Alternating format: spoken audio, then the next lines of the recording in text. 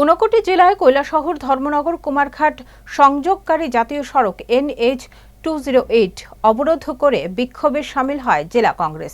এই কর্মসূচিতে নেতৃত্ব দেন বিধায়ক বীরজিৎ সিনহা। ঊনকোটি জেলা কংগ্রেস সভাপতি মোহাম্মদ বদরুজ্জামান, কংগ্রেস নেতা রুদ্রেন্দু ভট্টাচার্য, তরুণ সাহা সহ দলের অন্যান্য নেতৃবৃন্দ। অপরাধে বিপুল সংখ্যক কংগ্রেস কর্মী সমর্থক অংশ নেন। পরিস্থিতি নিয়ন্ত্রণে ঘটনাস্থলে বিরাট পুলিশ বাহিনী মোতায়েন করা হয়েছে। অবরোধের ফলে জাতীয় সড়কে যান চলাচল ব্যাহত হওয়ার খবর পাওয়া গেছে। পরিস্থিতির উপর প্রশাসনের নজর রয়েছে।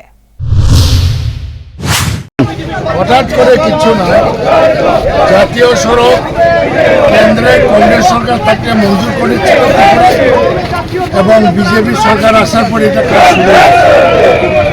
কিন্তু দেখা যায় জাতীয় সড়ক নরক কুঞ্জরে পরিণত হয়েছে।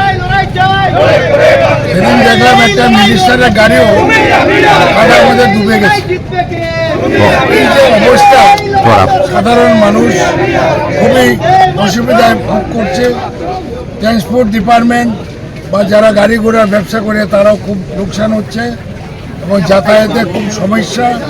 এটা একমাত্র কারণ দিল্লি থেকে নিচ পর্যন্ত কাটমানি। এই যে সুধাংশু দাস মিনিস্টার বলছিল না প্রেসে যে আমরা তো কাটমানি খাই, মানে কাটমানি খাই, এটা কাটমানি খেতে খেতে খেতে এই অবস্থা পরিণত হয়েছে।